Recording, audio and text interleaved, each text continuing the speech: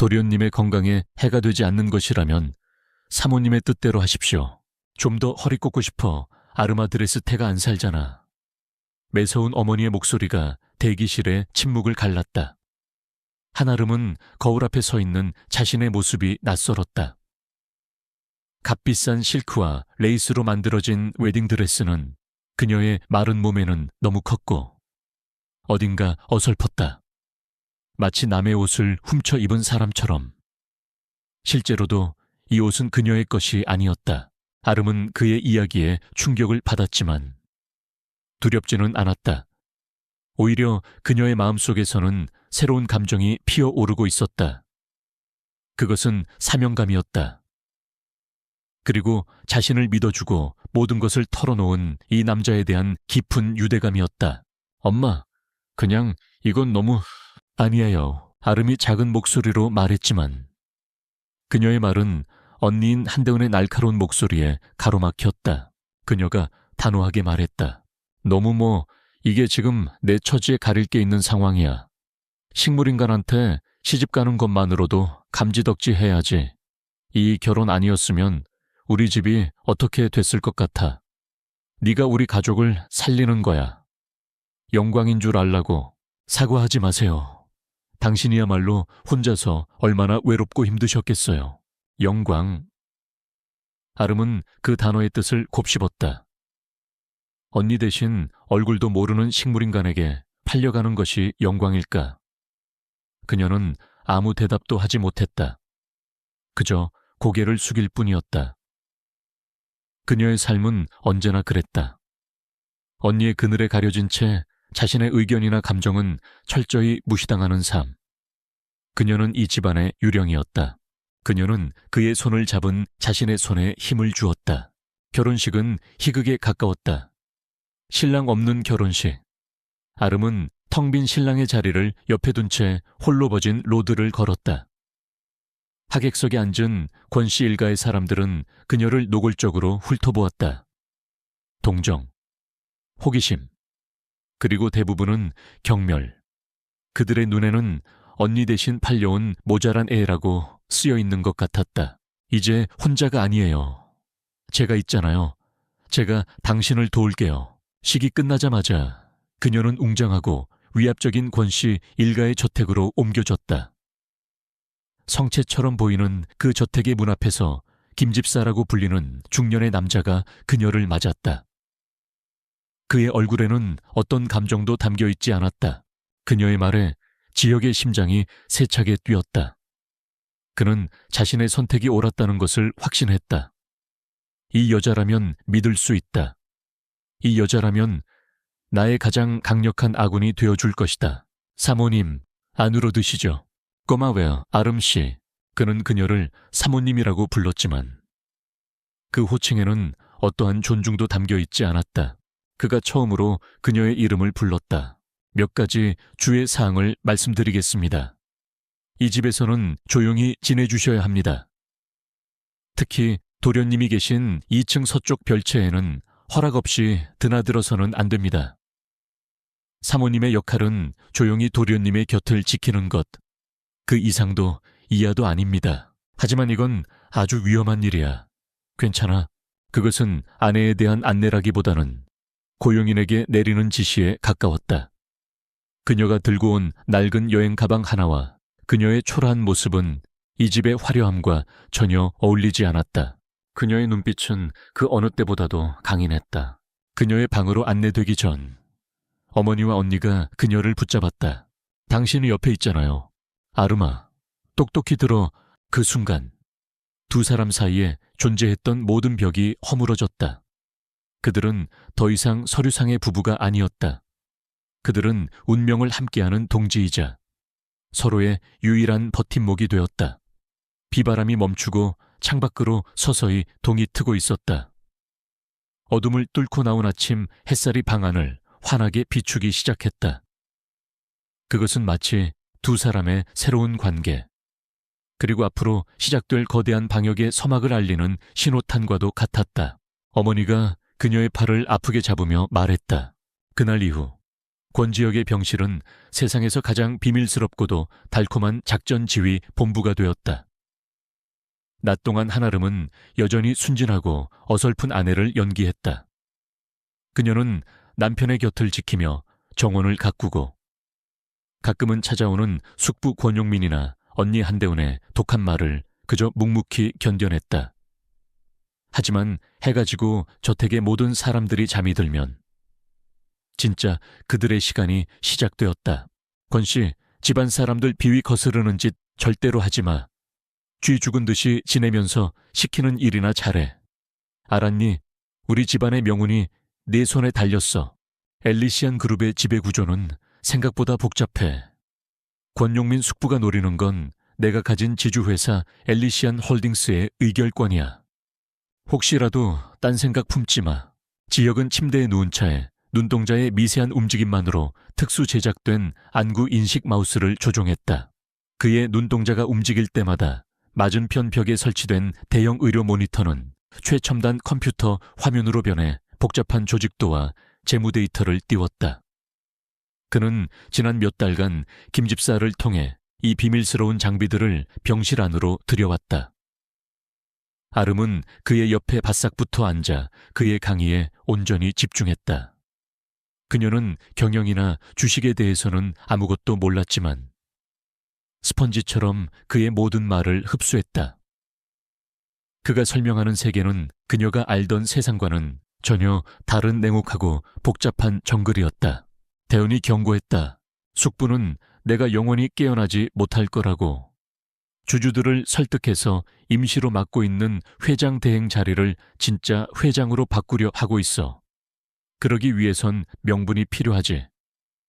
그래서 당신 언니 같은 사람들을 이용해 내 주변을 철저히 고립시키려 했던 거고, 네가 거기서 쫓겨나면 우리도 끝이야. 넌 그냥 우리를 위한 부적 같은 거니까. 네 주제를 똑똑히 알고 행동하라고. 그럼 저는 뭘 하면 되죠? 그들의 말에는 딸과 동생에 대한 걱정은 단 한 털도 없었다.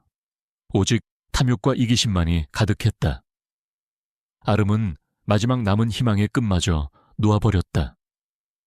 그녀는 이제 정말로 혼자였다. 아름이 물었다. 그녀의 목소리에는 더 이상 두려움이 아닌 작은 사명감이 깃들어 있었다. 지혁은 화면의 저택 도면을 띄웠다. 마침내 그녀는 김 집사를 따라 저택의 가장 깊숙한 곳, 그녀의 남편이 될 권지혁의 방으로 안내되었다. 방문이 열리는 순간 아름은 숨을 멈췄다. 방은 어둡고 서늘했고 소독약 냄새와 함께 각종 의료기기가 내는 조용한 기계음만이 가득했다. 침실이라기보다는 병원의 중환자실에 가까운 풍경이었다. 내 서재, 내가 사고를 당한 이후로 숙부가 폐쇄시켰어. 그 안에 내 개인 금고가 있어. 그 안에 숙부의 비자금 내역과 관련된 결정적인 서류가 들어있을 거야. 그걸 당신이 가져와 줘야겠어. 그리고 그 방의 중앙, 거대한 침대 위에 한 남자가 누워 있었다. 권지혁, 창백한 얼굴, 굳게 닫힌 눈, 하지만 그럼에도 불구하고 그의 수려한 외모는 감춰지지 않았다. 길고 짙은 속눈썹, 날렵한 콧날, 굳게 담은 입술, 살아있었다면 얼마나 많은 여자들의 마음을 흔들었을까. 하지만 지금 그는 그저 숨만 붙어있는, 값비싼 기계들에 의해 생명을 연장하고 있는 인형과도 같았다. 그것은 그녀에게 주어진 첫 번째 임무였다. 아름은 심장이 세차게 뛰었지만 망설이지 않았다. 도련님의 식사와 모든 간병은 전문 간병인이 따로 하고 있습니다. 사모님께서는 그저 이 방에서 함께 시간을 보내주시면 됩니다. 제가 해볼게요. 김 집사는 그렇게 말하고 조용히 문을 닫고 나갔다. 방 안에는 아름과 침대 위에 누워있는 남자 단둘만이 남았다. 정적이 무겁게 그녀를 짓눌렀다. 그녀는 어떻게 해야 할지 몰랐다. 감히 침대 가까이 다가가지도 못한 채 방구석의 작은 의자에 조심스럽게 앉았다. 그녀는 오랫동안 그를 바라보았다. 대한민국을 호령하는 엘리시안 그룹의 총수. 하지만 지금은 자신의 의지로는 손가락 하나 까딱할 수 없는 남자. 그녀는 그에게서 동질감을 느꼈다. 그 역시 그녀처럼 자신의 의지와는 상관없이 운명의 족쇄에 묶여 있는 것처럼 보였다. 연민과 외로움이 밀려왔다. 그녀는 자기도 모르게 작은 목소리로 그에게 말을 걸었다. 다음 날, 아름은 지혁이 알려준 대로 행동했다. 그녀는 권용민이 새로 고용한 감시 역할의 가사도우미에게 순진한 얼굴로 다가가 서재에 있는 남편의 옛날 앨범이 보고 싶어요 라고 부탁했다. 가사도우미는 멍청한 계집애라고 얕보며 별 의심 없이 서재 문을 열어주었다. 아름은 떨리는 손으로 서재를 뒤져 지혁이 알려준 비밀 공간에서 낡은 서류 봉투를 찾아내는 데 성공했다. 그녀는 아무 일 없었다는 듯이 앨범 한 권을 들고 서재를 나왔다. 그날 밤 두 사람은 마침내 결정적인 증거의 첫 번째 조각을 손에 넣었다. 안녕하세요. 저는 한아름이에요. 오늘부터 당신의 아내가 된 사람이에요. 잘했어, 아름씨. 그녀의 목소리는 떨리고 있었지만 그 안에는 어떤 악이나 계산도 없었다. 그저 순수한 한 인간의 인사였다. 지혁이 처음으로 그녀의 머리를 부드럽게 쓰다듬었다. 그의 손길에 아름의 얼굴이 붉게 달아올랐다. 바로 그 순간. 이야기의 시점은 방구석에 앉아있는 겁먹은 소녀에게서 침대 위에 미동도 없이 누워있는 남자의 내면으로 완벽하게 이동했다. 삐비비, 규칙적인 기계음, 코를 찌르는 소독약 냄새, 그리고 방금 전 들려온 아주 작고 부드러운 여자의 목소리. 당신은 내가 생각했던 것보다 훨씬 더 용감한 사람이야. 권지혁은 깨어 있었다. 그의 몸은 식물인간이라는 진단 아래 침대에 묶여 있었지만 그의 의식은 그 어느 때보다도 맑고 날카롭게 깨어 있었다. 6개월 전 의문의 자동차 사고 이후 그는 살아남기 위해, 그리고 자신을 이렇게 만든 배우를 찾아내기 위해 죽음을 위장해야만 했다. 그의 충직한 김집사를 제외하고는 세상에 그 누구도 그가 깨어있다는 사실을 알지 못했다. 그의 칭찬은 그녀에게 그 어떤 보석보다 더 큰 자신감을 주었다. 그녀는 더 이상 위축되지 않았다. 지혁은 그녀를 변화시키기 시작했다. 그는 김집사를 통해 그녀에게 어울리는 우아하고 세련된 옷들을 방 안으로 들여왔다. 결혼, 이 우스꽝스러운 결혼 역시 그의 계획의 일부였다. 자신의 자리를 호시탐탐 노리는 숙부 권용민의 의심을 피하고 외부의 위협으로부터 자신을 보호하기 위한 연막. 그는 결혼 상대가 야심 많고 영악한 한씨 집안의 첫째 딸 한대은이라는 것을 알고 있었다. 그는 또 한 명의 하이에나를 어떻게 다룰지 이미 계획을 세워두고 있었다. 그런데 이 여자는 뭐지?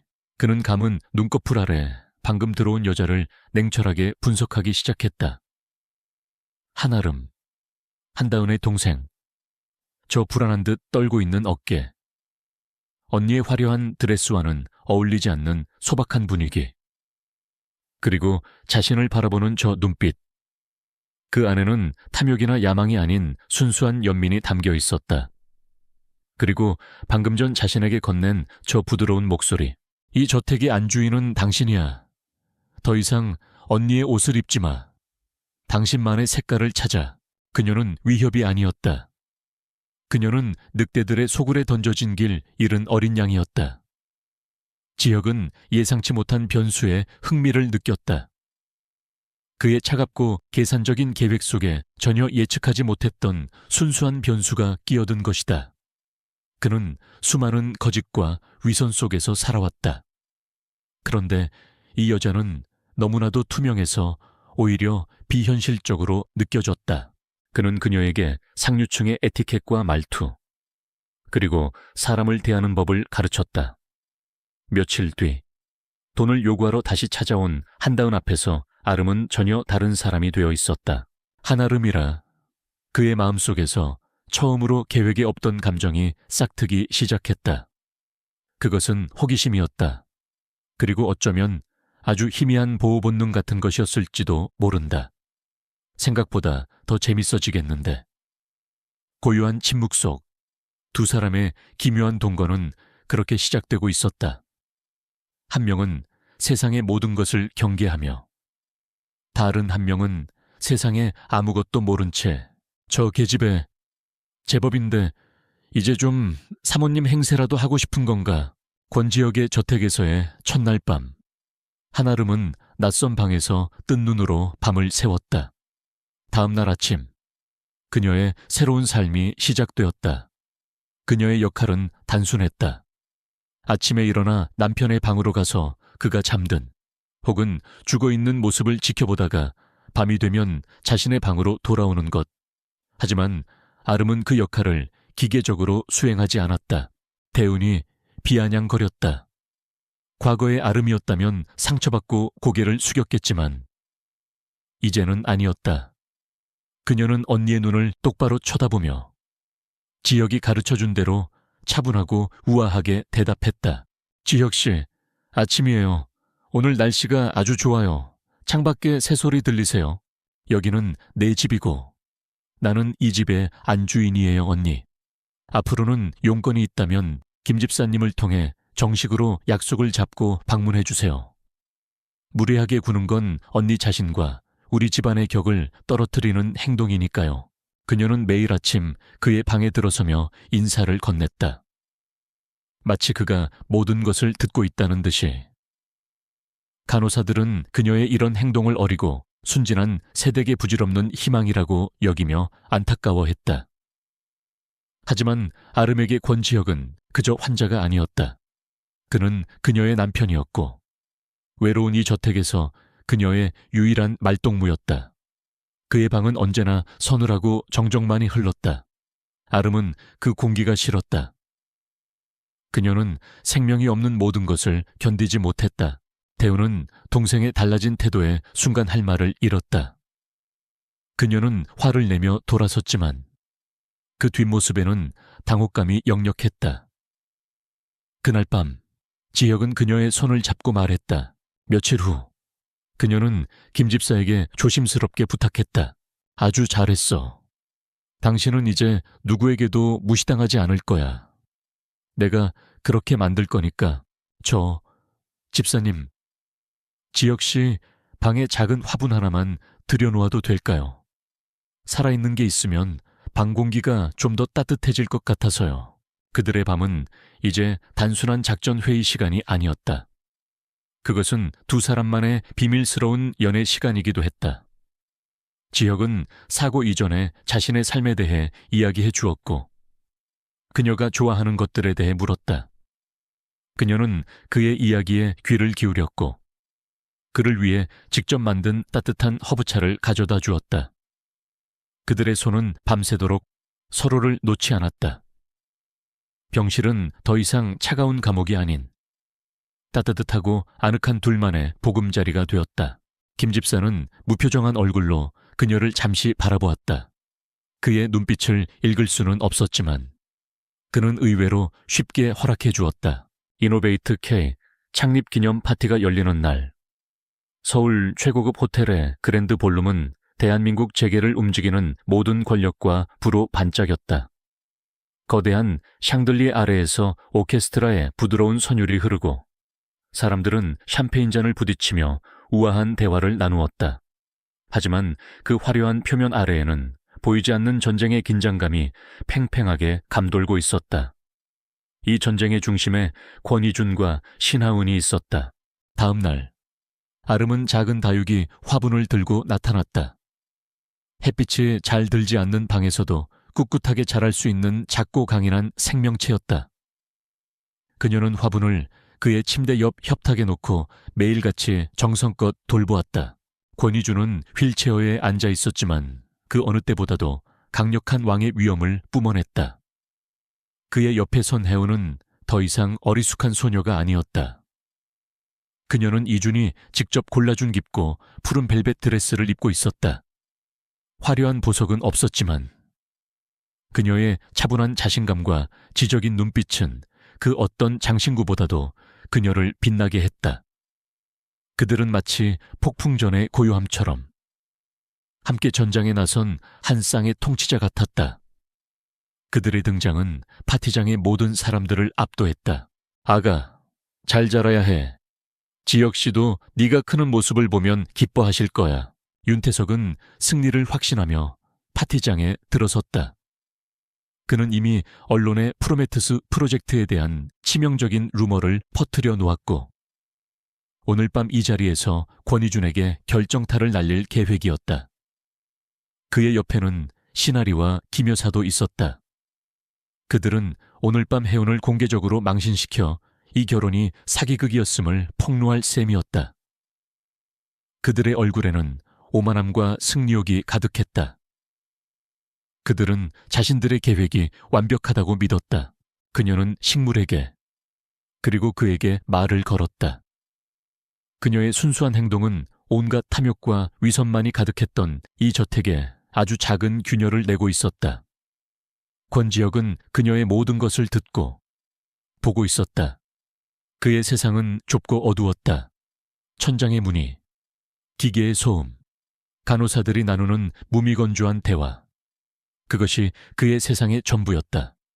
하지만 한아름이 온 이후 그의 세상은 조금씩 색깔을 되찾기 시작했다. 그녀의 나직하고 부드러운 목소리. 그녀가 움직일 때마다 나는 은은한 비누 향기. 그녀가 화분에 물을 주며 흥얼거리는 콧노래. 이 모든 것이 그의 황량했던 감각을 깨우고 있었다. 파티가 무르익고 권희준이 연단에 올라 회사에 성공적인 한 해를 자축하는 연설을 시작했다. 그의 연설은 간결하고 힘있었다. 그의 연설이 끝나자마자 윤태석이 기다렸다는 듯 마이크를 잡았다. 어느 날 오후 아름은 그의 방 책장에서 책 한 권을 꺼내 들었다. 니체, 비극의 탄생. 아주 어려운 철학책이었다. 잠깐만요. 권 회장 축하하기엔 아직 이릅니다. 지혁 씨, 심심하실 것 같아서요. 제가 책을 읽어 드릴게요. 제가 잘 이해는 못하겠지만 그래도 혼자 계시는 것보다는 나을 거예요. 그의 목소리가 장내의 모든 시선을 집중시켰다. 그녀는 침대 옆 의자에 앉아 책을 읽기 시작했다. 그녀의 발음은 때때로 어설펐고 어려운 단어에서는 잠시 멈칫거리기도 했다. 지혁은 이미 수십 번도 더 읽었던 책이었다. 하지만 그녀의 목소리로 듣는 니체는 전혀 다른 느낌으로 다가왔다. 그것은 지식의 전달이 아니라 따뜻한 감정의 교류였다. 그는 자신도 모르게 그녀의 목소리에 집중하고 있었다. 시간이 흐를수록 지혁의 마음속에서 그녀에 대한 호기심은 점차 다른 감정으로 변해가고 있었다. 그는 그녀를 시험해보고 싶어졌다. 그녀의 저 순수함과 선량함이 진짜인지 아니면 또 다른 종류의 고단수 연기인지 여러분이 그토록 찬양하는 프로메테스 프로젝트에는 심각한 윤리적 결함이 있다는 사실을 아십니까? 이노베이트 K가 대중을 속이고 있다는 증거가 있습니다. 그날도 아름은 여느 때처럼 따뜻한 물수건으로 그의 손을 닦아주고 있었다. 그녀는 그의 마르고 차가운 손을 자신의 두 손으로 부드럽게 감싸주었다. 그는 미리 준비한 자료를 대형 스크린에 띄우려 했다. 바로 그때 권희준이 그의 말을 막았다. 지혁 씨, 손 참 예쁘네요. 이 손으로 얼마나 많은 일들을 하셨을까? 윤태석 대표, 당신의 쇼를 시작하기 전에 먼저 내 쇼를 감상하는 게 어떨까? 그녀가 그의 손등에 자신의 뺨을 가만히 가져다 대었을 때였다. 지혁은 의도적으로 아주 미세하게 자신의 검지 손가락을 움직였다. 마치 근육 경련이 일어난 것처럼 권희준의 차가운 목소리와 함께 대형 스크린이 먼저 켜졌다. 하지만 화면에 나타난 것은 윤태석이 준비한 자료가 아니었다. 그것은 2년 전 권희준의 차를 비추던 블랙박스 영상이었다. 장내는 숨막히는 정적에 휩싸였다. 거친 화질의 영상 속에서 한 남자가 권희준의 차 브레이크 라인을 절단하는 모습이 선명하게 보였다. 그리고 그 남자의 얼굴이 클로즈업되었다. 그는 윤태석의 신복으로 알려진 기업 해결사였다. 윤태석의 얼굴이 하얗게 질렸다. 이건 조작이야. 말도 안 돼. 아름의 몸이 순간 굳었다. 그녀는 자신의 뺨에 닿은 미세한 움직임을 분명히 느꼈다. 그녀는 놀라서 그의 손을 바라보았다. 그녀는 비명을 지르거나 무서워하지 않았다. 대신 그녀의 눈이 희망으로 반짝이기 시작했다. 하지만 권희준의 공격은 이제 시작에 불과했다. 화면은 곧바로 윤태석이 산업 스파이와 접선하는 모습, 프로메테우스에 대한 허위 사실을 유포하라고 언론에 돈을 건네는 금융거래 내역으로 바뀌었다. 모든 증거는 완벽하고 반박할 수 없었다. 지혁 씨, 조작이라고. 그녀가 떨리는 목소리로 그의 손을 꽉 잡았다. 권희준의 목소리가 얼음처럼 장내를 갈랐다. 방금 움직이셨어요. 제 말 들리세요? 이것이 당신이 말하는 비즈니스 방식인가? 사람의 목숨을 위협하고 거짓으로 경쟁사를 무너뜨리는 것. 그렇죠. 제 말이 들리는 거죠. 윤태석은 완전히 무너졌다. 기자들의 카메라 플래시가 그를 향해 무자비하게 터져나왔다. 그 혼란의 순간 시나리가 앞으로 나섰다. 그녀는 이 기회를 놓칠 수 없었다. 그녀의 목소리에는 순수한 기쁨과 흥분이 가득했다. 그녀는 즉시 호출벨을 누르려다 잠시 망설였다. 혹시 자신이 잘못 느낀 것이라면 괜히 다른 사람들을 소란스럽게 만드는 것일 수도 있었다. 그녀는 다시 그의 손을 잡고 더 간절하게 말을 걸었다. 이 모든 게 사실이라 해도 저 여자도 사기꾼이에요. 지혁 씨, 한 번만 더요. 제발 한 번만 더 움직여보세요. 그녀가 혜운을 손가락으로 가리키며 소리쳤다. 그녀는 마치 기도를 하듯 그의 손을 자신의 이마에 가져다 댔다. 그녀의 눈에서는 눈물이 흐르고 있었다. 그것은 자신을 위한 눈물이 아니었다. 오직 그의 회복을 바라는 순수하고 이타적인 눈물이었다. 원래 권희준 씨와 결혼하기로 한 건 저였어요. 저 여자는 절 속이고 제 자리를 빼앗았다고요. 권지혁은 충격에 휩싸였다. 그는 그녀가 놀라서 간호사를 부르거나 기이한 현상이라며 무서워할 것이라고 예상했다. 하지만 그녀의 반응은 그의 예상을 완전히 벗어났다. 그녀는 오직 그를 위해 기뻐하고 그를 위해 눈물을 흘리고 있었다. 그가 지난 6개월간 그리고 평생을 통틀어 한 번도 경험해보지 못했던 종류의 순수한 감정이었다. 그의 마음속 가장 깊고 차가운 곳에 있던 얼음벽이 그녀의 뜨거운 눈물 한 방울에 녹아내리는 것 같았다. 그는 더 이상 그녀를 시험의 대상으로 볼 수 없었다. 그녀는 진짜였다. 모든 시선이 다시 혜운에게로 향했다. 그녀의 창백한 얼굴. 하지만 그녀는 두려워하지 않았다. 그녀는 권희준을 바라보았고 그의 눈에서 절대적인 신뢰를 읽었다. 권희준은 휠체어를 움직여 혜운의 앞을 막아섰다. 그는 경멸적인 시선으로 시나리와 김 여사를 쏘아보았다. 그날 밤 김 집사는 아무도 없는 복도에서 넥타이핀에 숨겨진 초소형 통신장치를 통해 지혁에게 보고했다. 사기라고 당신들은 당신들 딸을 불구자와 결혼시키기 싫어서 대신 다른 딸을 제물로 바쳤지. 그리고 이제 와서 그 제물이 당신들이 원했던 모든 것을 가졌으니 배가 아픈 건가? 도련님, 들으셨습니까? 오늘 사모님의 반응 말입니다. 그의 잔인할 정도로 정확한 말에 두 모녀는 아무 말도 하지 못했다. 지혁은 눈을 감은 채 자신의 뇌에 직접 연결된 수신 장치를 통해 그의 목소리를 들었다. 한 가지 확실히 하지. 당신들이 버린 그 재물은 내게는 이 세상 그 무엇과도 바꿀 수 없는 보물이다. 그녀는 내 아내이자 내 파트너이며 이노베이트 K의 진정한 안주인이다. 네, 집사님 전부 들었어. 그는 혜은의 손을 잡았다. 그리고 이 이야기의 가장 극적인 순간이 펼쳐졌다. 권희준은 휠체어 옆에 놓여있던 아무도 주목하지 않았던 세련된 지팡이를 잡았다. 그는 혜원의 손을 잡은 채 자신의 두 다리에 천천히 힘을 주었다. 모두가 숨을 죽이고 지켜보는 가운데 그는 떨리는 다리로 고통을 이겨내며 마침내 일어섰다. 완벽하지는 않았지만 그는 분명히 자신의 두 발로 섰다.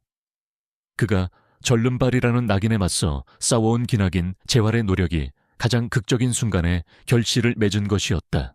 사모님께서는 진심입니다. 도련님을 한 명의 인격체로 대하고 있습니다. 짐이나 환자로 여기지 않습니다. 그는 지팡이에 의지한 채. 하지만 똑바로 서서 아내를 보호했다. 김 집사의 목소리에는 희미한 감탄이 묻어 있었다. 내 아내를 모욕하는 것은 나를 모욕하는 것이다. 그리고 나는 내 것을 모욕하는 자를 결코 용서하지 않아. 알고 있어. 그의 모습은 더 이상 상처 입은 사자가 아니었다. 모든 것을 극복하고 자신의 왕국과 여왕을 지키기 위해 일어선 진정한 왕의 모습이었다. 장내는 경애와 충격으로 가득 찼다. 윤태석은 보안 요원들에게 끌려나갔고 신씨 가족은 수치심에 고개를 숙인 채 도망쳤다. 권희주는 혜운을 바라보았다. 그의 눈에는 승리의 기쁨과 함께 그녀를 향한 깊고 뜨거운 사랑이 담겨 있었다. 지혁이 생각으로 대답했다. 괜찮아. 그녀는 내가 생각했던 것과는 다른 사람이야. 계속해서 그녀를 지켜봐 주시오. 그리고 누구도 그녀를 함부로 대하지 못하게 해. 그가 물었다. 그녀는 눈물을 글썽이며 고개를 끄덕였다. 그는 수많은 사람들 앞에서 그녀를 부드럽게 끌어안았다. 그들의 길고 길었던 싸움이 마침내 끝나는 순간이었다. 명심하겠습니다. 도련님, 창립기념 파티의 폭풍이 지나간 후 권지혁과 한아름의 세계에는 마침내 고요한 평화가 찾아왔다. 윤태석은 주가 조작, 살인 미수 등 걷잡을 수 없는 혐의들로 인해 구속되었고 그의 제국이었던 제니스 코퍼레이션은 산산조각났다. 신씨 가족 역시 사기죄와 사회적 지탄 속에서 몰락의 길을 걸었다. 그들이 뿌린 탐욕의 씨앗이 마침내 비참한 열매를 맺은 것이다. 그들의 이름은 이제 사람들의 기억 속에서 추악한 가십거리로만 남게 되었다. 그날 이후 아름은 더욱더 정성껏 그를 돌보았다.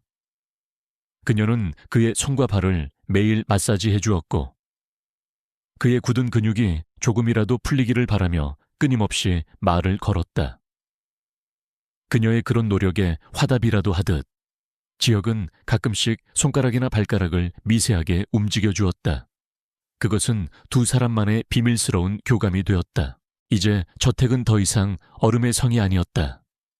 그곳은 진정한 집이 되어가고 있었다. 권지혁의 재활은 기적적인 속도로 진전되었다. 아름의 헌신적인 지지와 보살핌 속에서 그는 더 이상 지팡이에 의지하지 않고도 짧은 거리를 걸을 수 있게 되었다. 매일 저녁, 아름은 그의 옆에서 걸음마를 배우는 아이를 격려하듯 그의 손을 잡아주었고 그들의 발걸음은 조금씩, 하지만 꾸준히 미래를 향해 나아가고 있었다. 그들의 안식처는 유리 온실이었다. 한때 죽음과 방치로 가득했던 그곳은 이제 두 사람의 사랑과 치유의 상징이 되었다.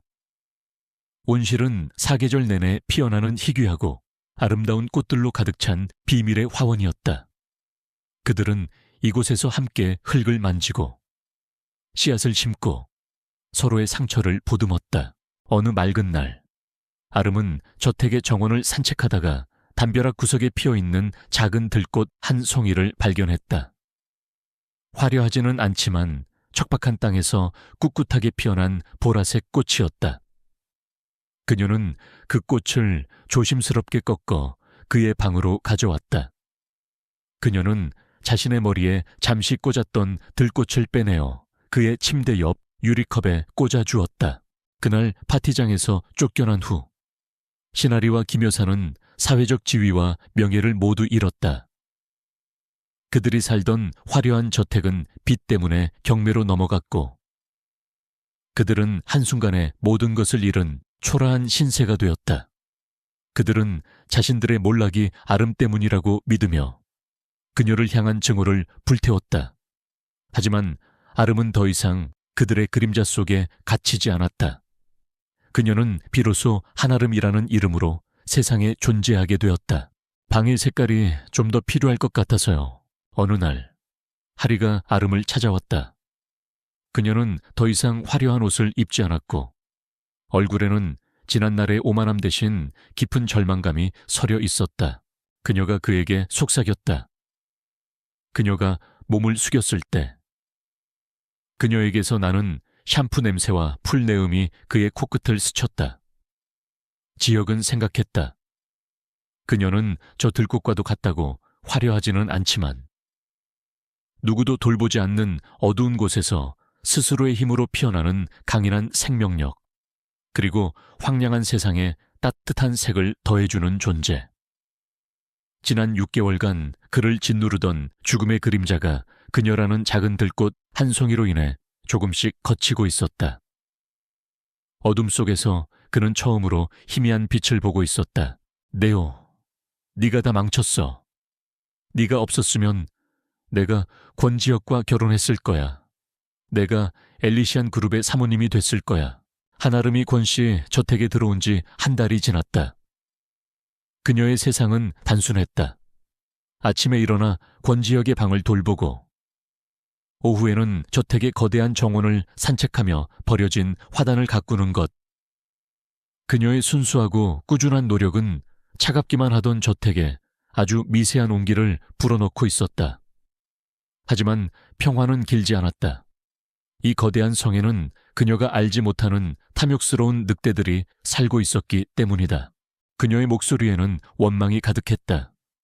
아름은 하리의 비난을 묵묵히 들었다. 그날 오후 엘리시안 그룹의 회장 대행을 맡고 있는 권지혁의 숙부 권용민이 저택을 방문했다. 그는 값비싼 맞춤 정장을 입고 인자한 미소를 띤 채였다. 그는 매주 한 번씩 사랑하는 조카의 상태를 살피러 온다는 명목으로 저택을 찾았다.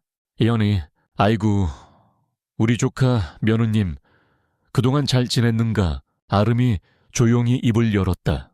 권용민은 아름을 보자마자 걱정스럽다는 듯이 물었다. 하지만 그의 눈에는 조카를 걱정하는 온기 대신 그녀를 위아래로 훑어보는 계산적인 빛이 서려 있었다. 권지혁은 눈을 감은 채 숙부의 위선적인 목소리를 들었다. 그는 권용민이 자신을 이렇게 만든 유력한 용의자라는 것을 직감하고 있었다. 그가 이 결혼을 승낙한 이유 중 하나도 자신의 가장 가까운 곳에 이 새로운 아내를 들여놓음으로써 숙부의 반응을 떠보기 위함이었다. 언니는 한 번도 날 언니의 동생으로 생각한 적이 없죠. 나 역시 언니를 원망하지 않아요. 하지만 언니는 왜 그렇게 나를 미워했어요? 나는 언니에게 아무것도 바라지 않았는데. 권용민은 지역의 침대 옆에 잠시 서서 혀를 차는 신용을 하더니 이내 아름을 데리고 방에서 나왔다. 하리는 아름의 질문에 잠시 말을 잃었다. 그녀의 눈에는 과거의 기억이 스쳐 지나갔다. 어린 시절, 똑똑하고 예쁜 하리는 언제나 주목받는 존재였다. 하지만 그녀의 마음속에는 늘 불안과 질투가 있었다.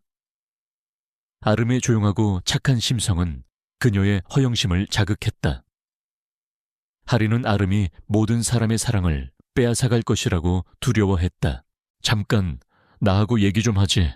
나는 항상 너를 질투했어. 너는 아무것도 바라지 않았지만 모든 사람의 사랑을 받았지. 나는 항상 너를 이기고 싶었어. 나는 너를 짓밟고 싶었어. 그는 아름을 거실의 소파에 앉히고 자신은 맞은편에 앉았다. 그는 자상한 숙부처럼 연기하며 그녀에게 말을 걸었다. 하리의 눈에서 뜨거운 눈물이 흘러내렸다. 그녀는 자신의 어리석음과 탐욕을 후회했다. 많이 힘들지. 젊은 나이에 저렇게 누워만 있는 남편을 돌보는 게 어디 쉬운 일이겠나. 내가 다 이해하네.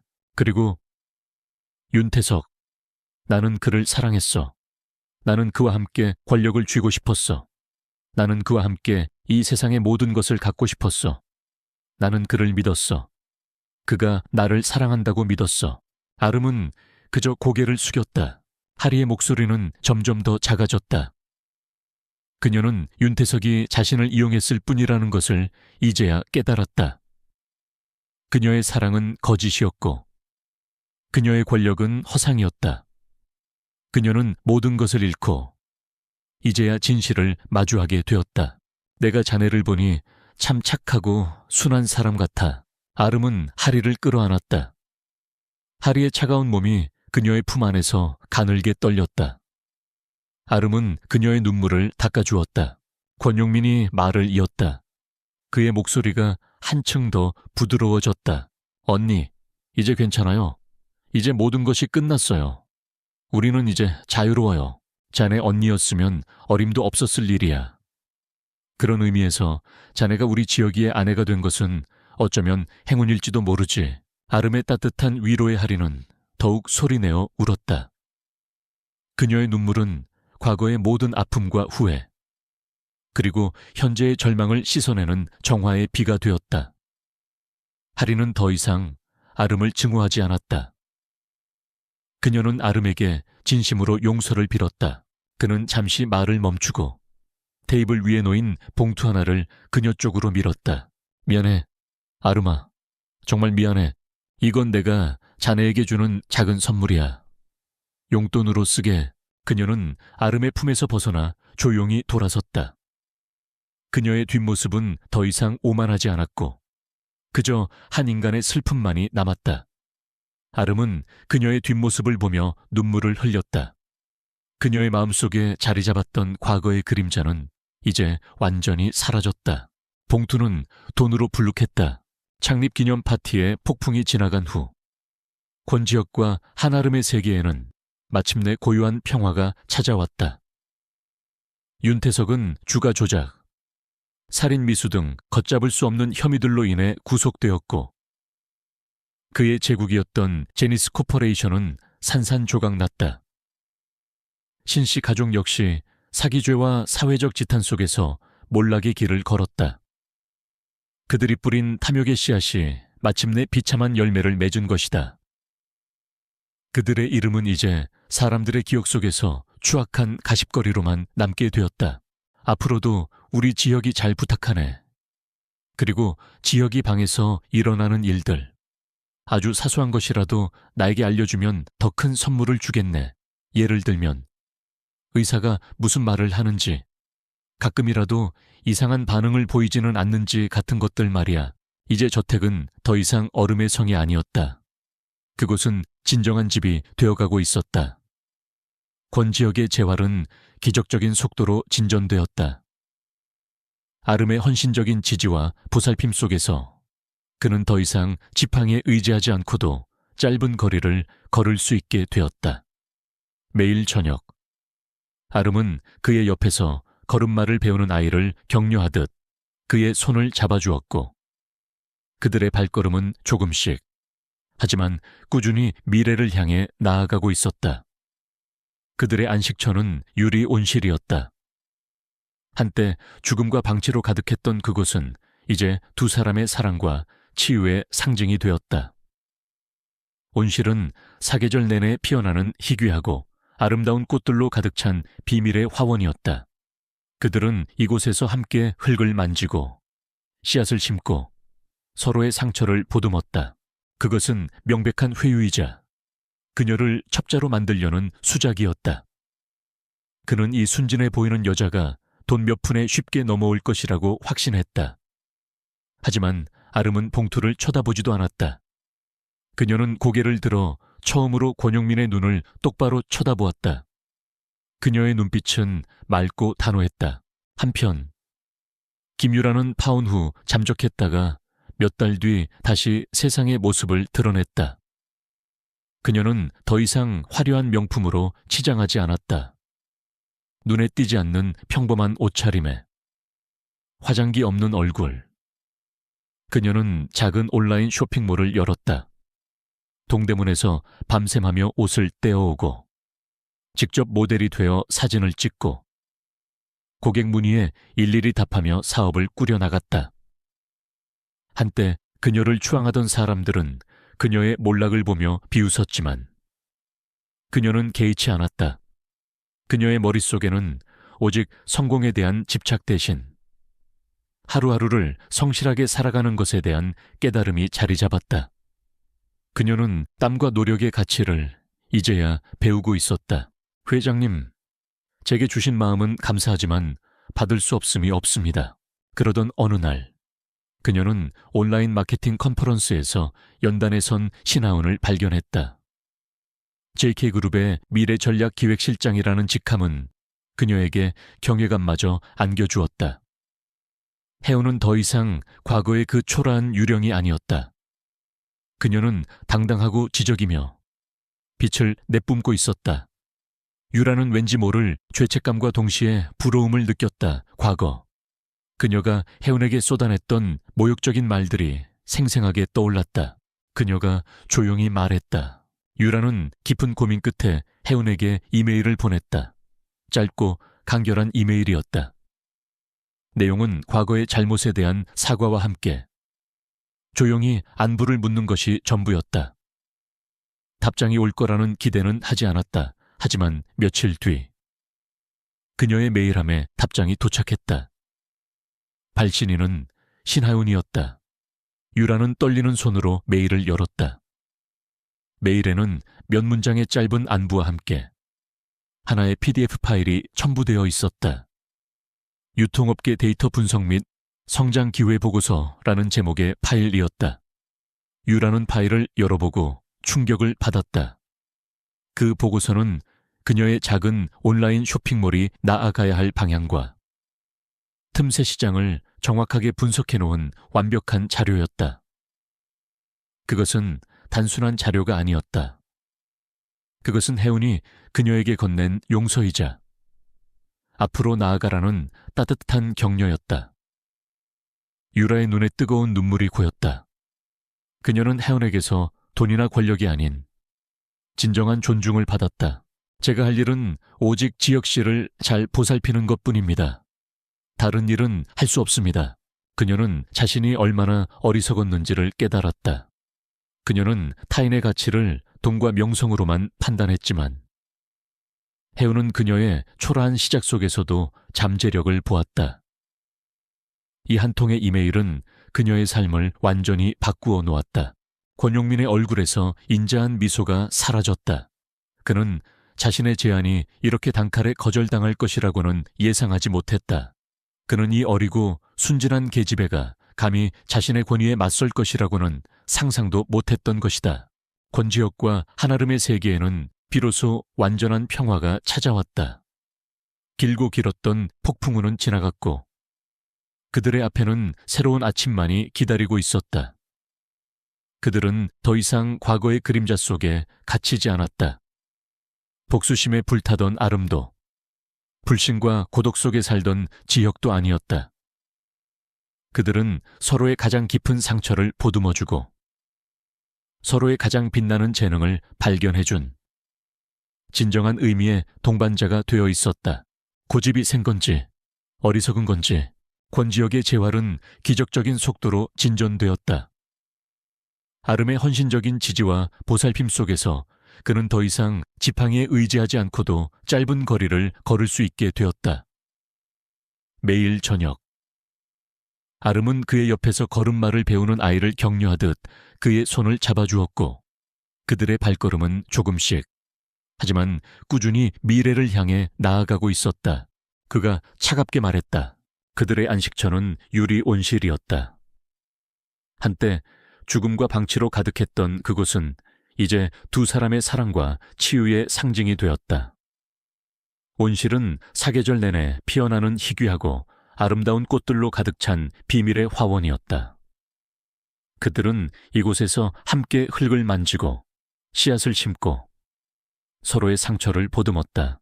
아름이 척박했던 땅을 가꾸어 만든 그 작은 정원은 이제 온갖 아름다운 꽃들이 만발하는 둘만의 천국이 되어 있었다.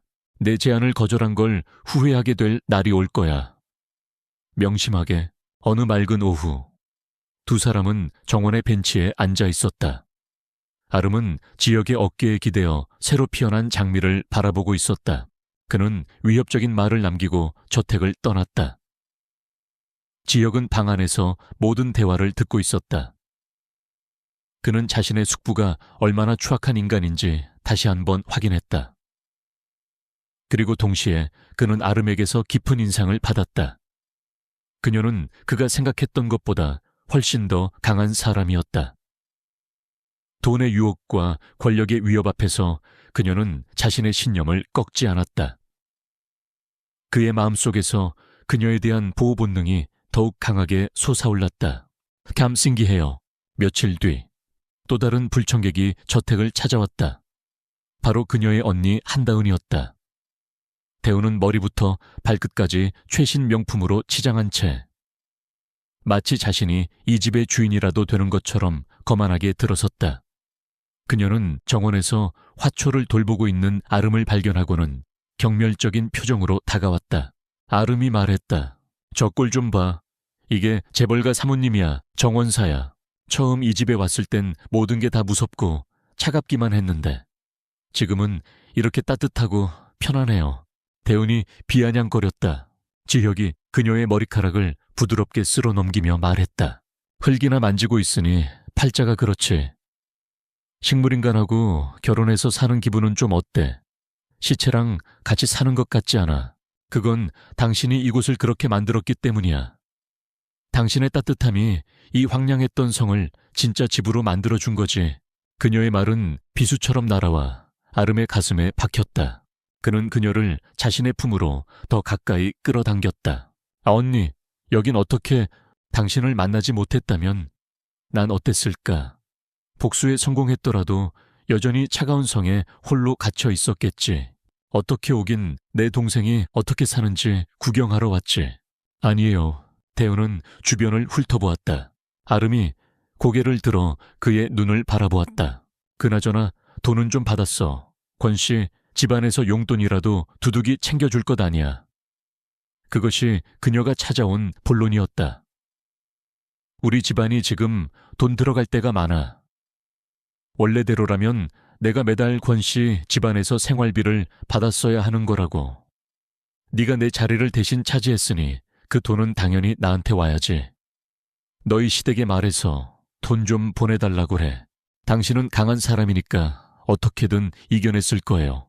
그녀는 아름을 자신의 개인 현금 인출기쯤으로 여기고 있었다. 아니, 당신이 나를 구한 거야. 그럴 수는 없어. 지혁이 그녀의 입술에 부드럽게 키스했다. 내 생명뿐만 아니라 내 마음까지도. 두 사람은 오랫동안 서로를 바라보았다. 그들의 눈에는 서로에 대한 깊은 사랑과 신뢰가 가득했다. 더 이상 거짓 연기도, 숨겨진 비밀도 없었다. 그들은 서로에게 유일한 안식처이자 영원한 정원이었다. 아름이 처음으로 반박했다. 저 멀리. 아름이 처음 가져왔던 작은 다육이 화분은 이제 건강하고 풍성하게 자라나 따스한 오후의 햇살을 맘껏 즐기고 있었다.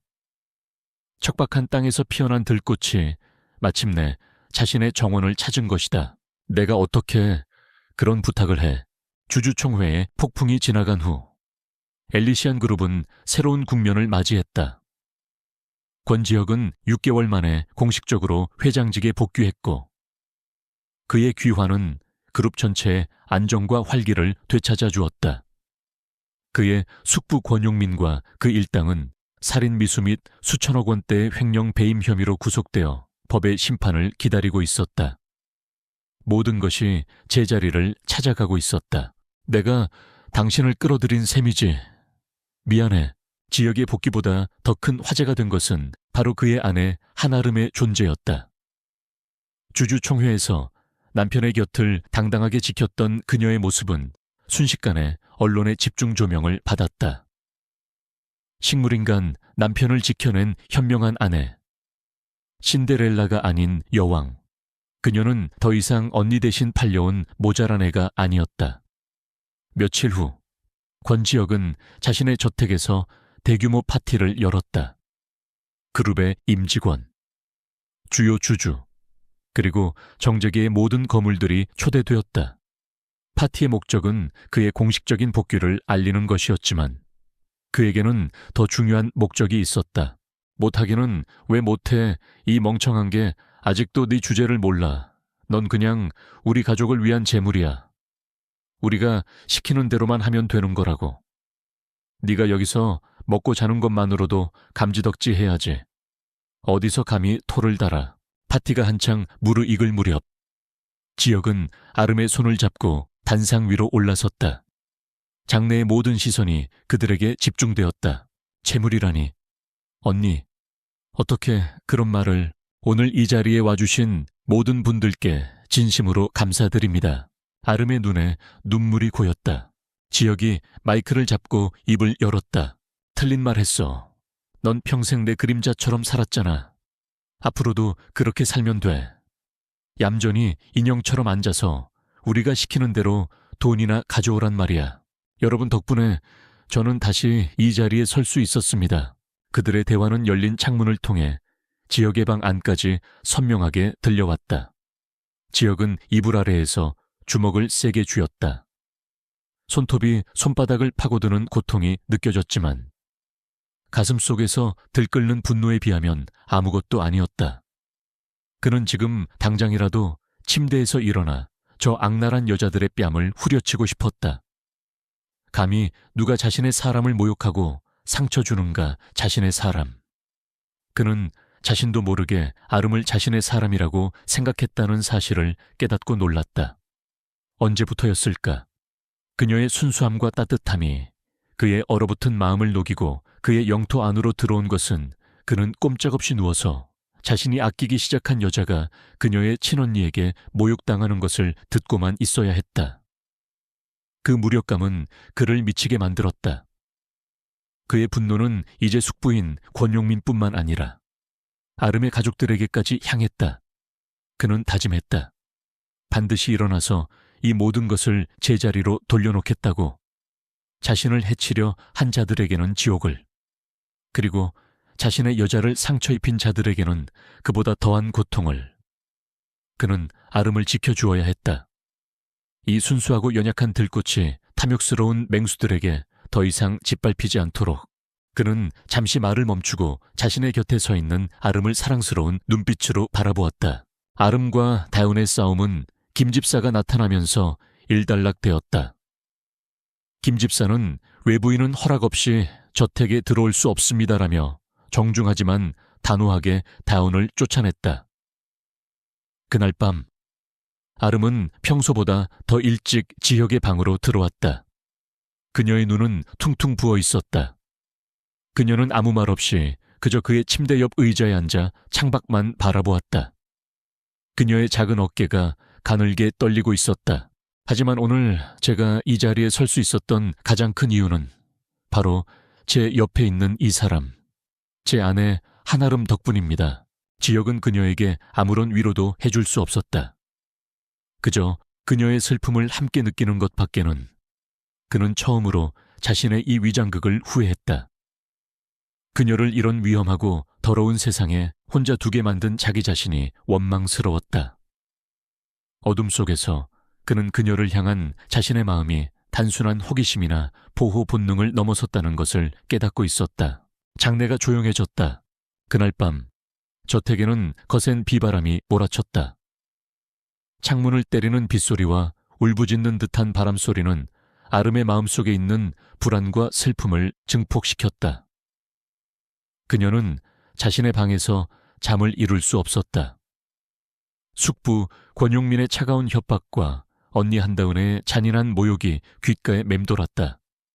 그녀는 재물이었다. 부적이었다. 인형이었다.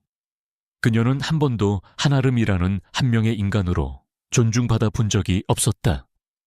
외로움과 서러움이 파도처럼 밀려왔다. 세상은 제 아내가 운이 좋아 재벌가의 며느리가 되었다고 말할지도 모릅니다. 혹은 언니를 대신한 불쌍한 희생양이라고 생각할지도 모르죠. 하지만 그 모든 것은 사실이 아닙니다. 그녀는 자신도 모르게 자리에서 일어나 지혁의 방으로 향했다. 그 어둡고 고요한 방만이 이 거대한 저택에서 그녀가 유일하게 위안을 얻을 수 있는 곳이었다. 방 안에는 희미한 비상등 불빛과 의료기기의 깜빡이는 불빛만이 전부였다. 아름은 침대 옆 의자에 조용히 앉아 빗줄기가 그려내는 창밖의 풍경을 바라보았다. 그리고 침대 위에 누워있는 남자를 보았다. 그녀는 갑자기 울음이 터져 나왔다. 지난 몇 주간 억지로 억눌렀던 모든 감정들이 한꺼번에 쏟아져 나왔다. 그녀는 소리내어 울지 못하고 그저 어깨를 들썩이며 눈물을 흘렸다. 그의 목소리는 단호하고 힘있었다. 지혁 씨, 제 아내는 제가 가장 어둡고 깊은 절망 속에 있을 때 저를 포기하지 않은 유일한 사람이었습니다. 그녀는 제 생명의 은인이며 제 영혼의 동반자이고 제가 세상에서 가장 사랑하고 존경하는 여인입니다. 그녀가 흐느끼며 그에게 말을 걸었다. 그녀의 목소리는 빗소리에 섞여 희미하게 들렸다. 그는 아름의 손을 들어 그녀의 손등에 부드럽게 입을 맞추었다. 나 너무 무서워요. 여기가 어딘지, 내가 뭘 해야 하는지 하나도 모르겠어요. 다들 나한테 내가 쓸모없다고 말해요.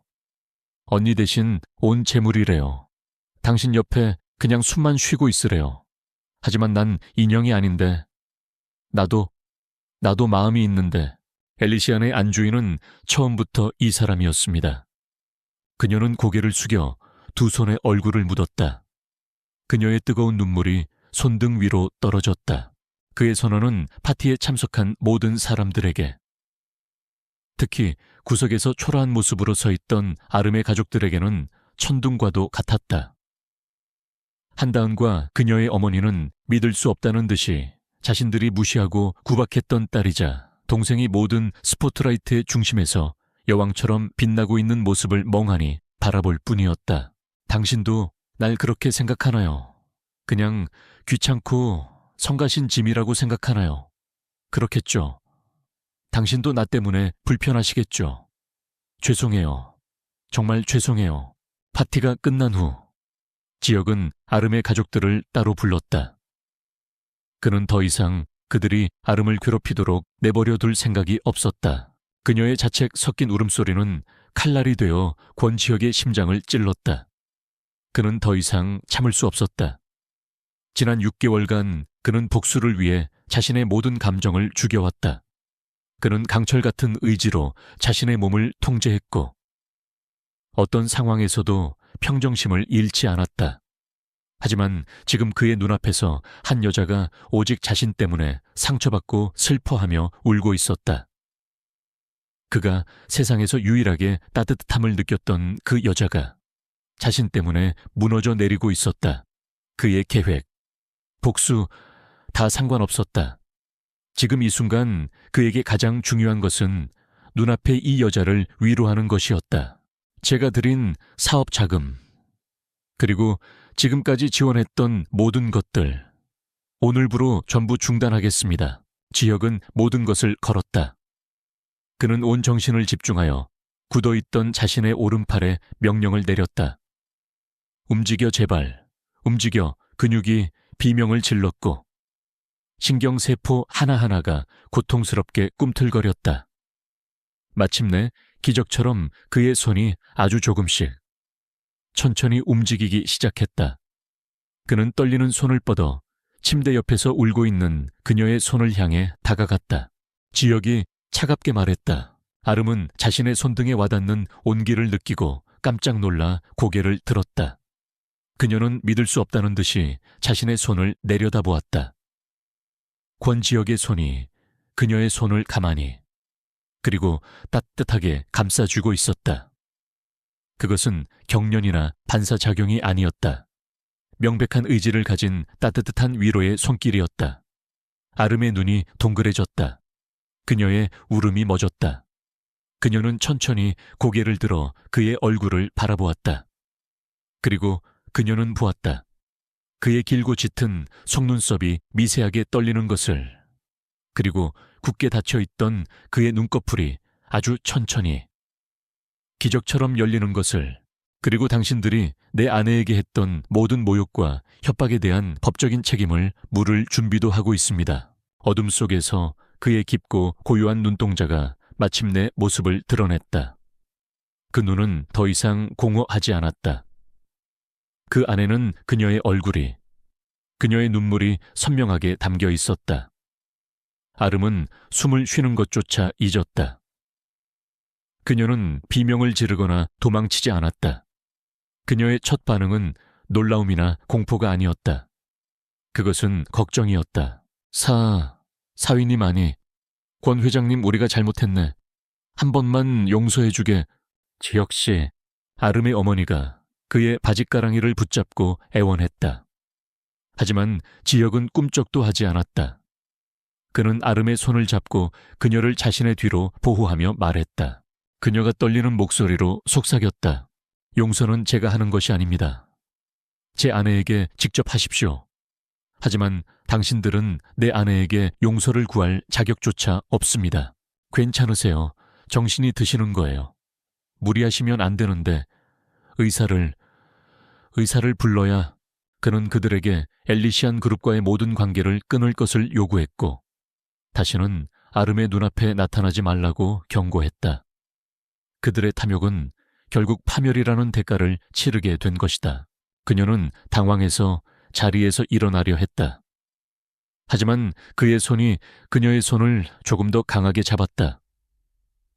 가지 마라고 말하는 것처럼 그의 입술이 아주 천천히 힘들게 열렸다. 6개월 만에 처음으로 모든 폭풍이 지나가고 저택에는 마침내 진정한 평화가 찾아왔다. 지혁은 더 이상 밤늦게까지 일에 매달리지 않았다. 그는 가능한 한 모든 시간을 아름과 함께 보냈다.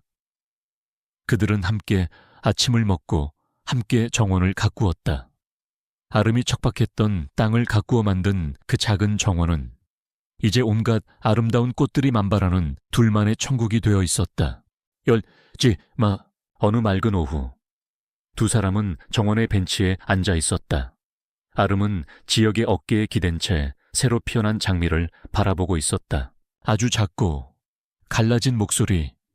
하지만 그것은 분명 그의 목소리였다. 그 한마디에 아름의 세상이 멈췄다. 그녀는 자신의 귀를 의심했다. 그녀는 거대한 충격과 혼란 속에서 그저 그의 눈만 멍하니 바라보았다. 참 신기해요. 지혁은 결심했다. 이 여자라면 믿을 수 있다. 그는 심호흡을 하고 다시 한번 입을 열었다. 이번에는 조금 더 또렷한 목소리였다. 아름이 말했다. 놀라게 해서 미안해. 하지만 당신이 우는 걸 더 이상 볼 수가 없었어. 처음 이 집에 왔을 땐 모든 게 다 무섭고 차갑기만 했는데 지금은 이렇게 따뜻하고 편안해요. 그의 말은 모든 것을 설명해 주었다. 그는 깨어 있었다. 내내 모든 것을 듣고 보고 느끼고 있었다. 아름의 머릿속이 하얘졌다. 그렇다면 자신이 혼잣말처럼 했던 모든 이야기들, 책을 읽어주었던 것, 그의 손을 잡고 울었던 것까지 그가 전부 다 알고 있었다는 뜻이었다. 부끄러움과 당혹감이 밀려왔지만 그보다 더 큰 감정은 안도감이었다. 그는 살아있었다. 지혁이 그녀의 머리카락을 부드럽게 쓸어 넘기며 말했다. 어떻게, 그건 당신이 이곳을 그렇게 만들었기 때문이야. 당신의 따뜻함이 이 황량했던 성을 진짜 집으로 만들어준 거지. 그녀가 간신히 물었다. 그는 그녀를 자신의 품으로 더 가까이 끌어당겼다. 어떻게 이런 일이, 당신을 만나지 못했다면 난 어땠을까? 복수에 성공했더라도 여전히 차가운 성에 홀로 갇혀 있었겠지. 이야기가 길어. 아니에요. 지혁이 말했다. 아름이 고개를 들어 그의 눈을 바라보았다. 하지만 당신은 알아야만 해. 당신은 더 이상 혼자가 아니니까. 당신은 강한 사람이니까 어떻게든 이겨냈을 거예요.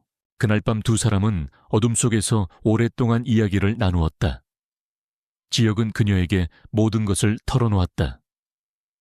6개월 전의 사고가 단순한 사고가 아니라 자신을 해치려는 누군가의 계획적인 범행이었다는 것. 그 배후에는 자신의 숙부인 권용민이 있다는 강한 의심. 그리고 진실을 밝히기 위해 그는 어쩔 수 없이 식물인간 행세를 해야만 했다는 사실까지. 그는 그녀가 처한 위험에 대해서도 설명해 주었다. 권용민이 그녀를 첩자로 이용하려 했던 것. 그리고 그녀의 가족들이 그녀를 어떻게 취급하고 있는지. 그는 모든 것을 알고 있었다. 아니, 당신이 나를 구한 거야. 당신은 이제 이 위험한 연극의 한가운데에 들어와 버렸어. 원하든 원하지 않든. 지혁이 그녀의 입술에 부드럽게 키스했다. 내 생명뿐만 아니라 내 마음까지도. 두 사람은 오랫동안 서로를 바라보았다. 그들의 눈에는 서로에 대한 깊은 사랑과 신뢰가 가득했다. 더 이상 거짓 연기도, 숨겨진 비밀도 없었다. 그들은 서로에게 유일한 안식처이자 영원한 정원이었다. 지역의 목소리는 진지했다.